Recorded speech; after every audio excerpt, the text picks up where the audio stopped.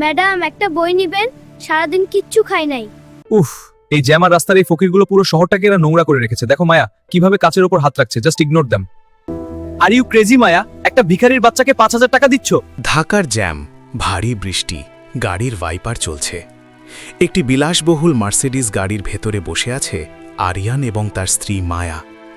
মায়ার পরনে দামি শাড়ি, গলায় হীরার নেকলেস, কিন্তু তার চোখ দুটো বিষণ্ণ। শহরের বুকে তখন ঝুম বৃষ্টি।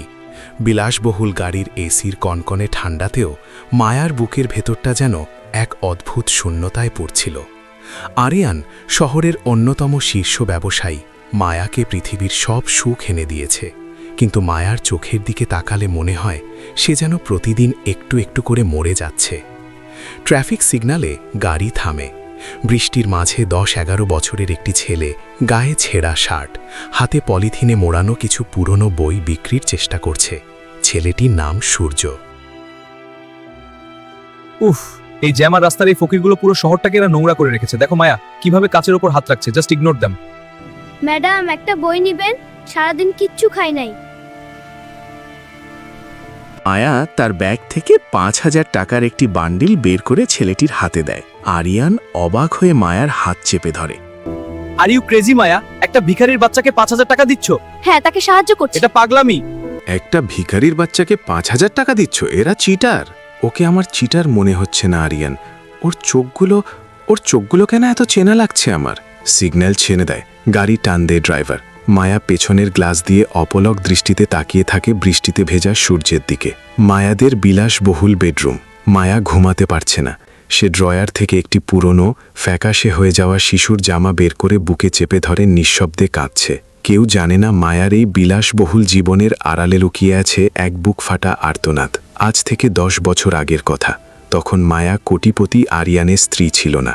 মায়া ছিল মধ্যবিত্ত পরিবারের এক সাধারণ মেয়ে। ভালোবেসে বিয়ে করেছিল এক সাধারণ স্কুল শিক্ষক ফাহিমকে, কিন্তু নিয়তি ছিল নিষ্ঠুর। ফাহিম এক অ্যাক্সিডেন্টে মারা যায়, আর মায়ার জীবনে নেমে আসে ঘোর অন্ধকার। মায়া গর্ভবতী। ফাহিমের মৃত্যুর পর মায়ার লোভী চাচা মায়াকে হাসপাতালে ভর্তি করে। মায়ার জ্ঞান ফেরার পর তার চাচা তাকে জানায় তার মায়া পাগলের মতো কাঁদছে। মায়াকে বলা হয়েছিল তার সন্তান মৃত।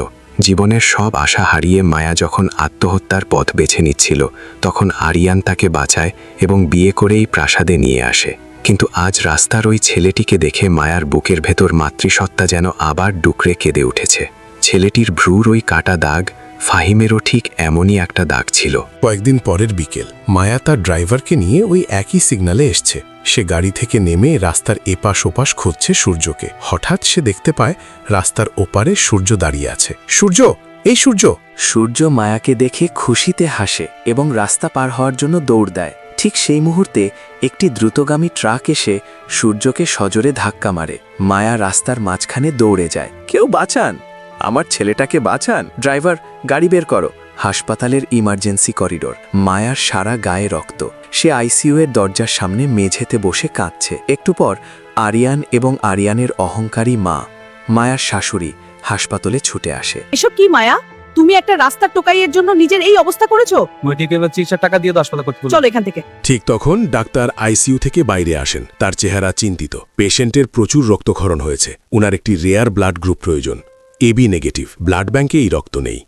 আধা ঘন্টার মধ্যে রক্ত না পেলে বাচ্চাটাকে বাঁচানো অসম্ভব। মায়ার চোখ দুটো উজ্জ্বল হয়ে ওঠে। সে লাফিয়ে উঠে দাঁড়ায়। আমার রক্ত এবি নেগেটিভ। ডাক্তার, আমার শরীর থেকে যত রক্ত রাস্তার ভিখারির শরীর রক্ত দেবে, আমি এটা আরিয়ান এবং শাশুড়ি দুজনেই স্তব্ধ হয়ে যায়। মায়ার রক্ত দিচ্ছে। আরিয়ান মায়ার বেডের পাশে এসে দাঁড়ায়। তার চোখে হাজারো প্রশ্ন। মায়া, আরিয়ান, তুমি আমাকে বিয়ে করার আগে আমি সব হারিয়েছিলাম।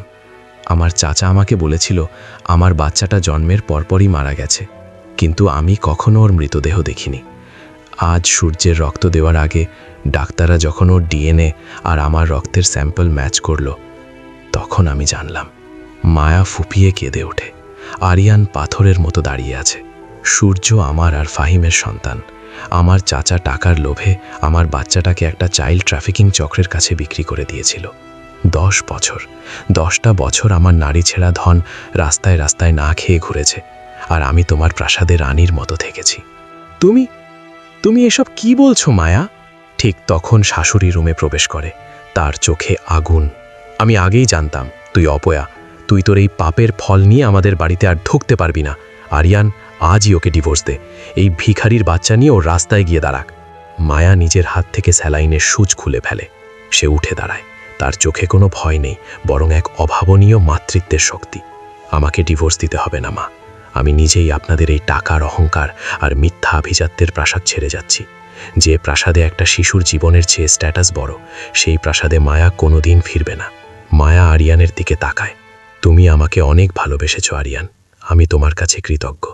কিন্তু আজ একজন মায়ের কাছে তার মৃত সন্তান ফিরে এসেছে। এই সন্তানকে আমি দ্বিতীয়বার হারাতে দেব না। ভালো থেকো তুমি। মায়া আইসিইউর দিকে হাঁটা শুরু করে। আরিয়ান এক দৃষ্টে তাকিয়ে আছে মায়ার চলে যাওয়ার দিকে। তার ভেতর এক বিশাল ঝড় চলছে। শাশুড়ি হাসি মুখে আরিয়ানকে বলছে, যাচ্ছে যাক, আমি তোর জন্য এর চেয়ে 1000 গুণ ভালো মেয়ে আনব। হঠাৎ আরিয়ান তার মায়ের হাত সরিয়ে দেয়। তার চোখে এক নতুন উপলব্ধি। স্টপ ইট মা, এনাফ। 10 বছর ধরে আমি একটা স্ট্যাটাসের খাঁচায় বন্দি ছিলাম। মায়া আমাকে শিখিয়েছে সত্যিকারের ভালোবাসা কাকে বলে। ওই বাচ্চাটা মায়ার অতীত হতে পারে, কিন্তু মায়া আমার বর্তমান এবং ভবিষ্যৎ। আরিয়ান দৌড়ে গিয়ে মায়ার হাত ধরে। মায়া অবাক হয়ে পেছনে তাকায়। আজ থেকে সূর্য শুধু তোমার নয় মায়া, ও আমারও ছেলে, চৌধুরী গ্রুপের একমাত্র উত্তরাধিকারী। চলো আমাদের ছেলেকে আমরা বাড়ি নিয়ে যাই। আইসিইউর ভেতরে সূর্য চোখ মেলে তাকায়। মায়া আর আরিয়ান তার পাশে বসে আছে। মায়া সূর্যের কপালে চুমু খায়। সূর্য অবাক হয়ে মায়ার দিকে তাকায়। ম্যাডাম, আপনি এখানে? আমার বইগুলো কোথায়? মায়া সূর্যকে বুকে জড়িয়ে ধরে অঝরে কাঁদতে কাঁদতে, তুই আর আমাকে ম্যাডাম ডাকবি না বাবা, আমি তোর মা রে বাবা।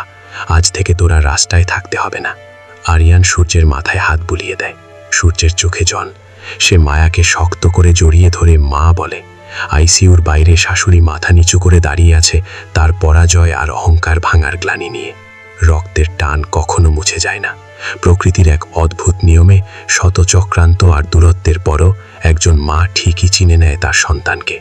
সম্পদ আর আভিজাত্য যেখানে হেরে যায়, সেখানে জয়ী হয় নিঃস্বার্থ ভালোবাসা।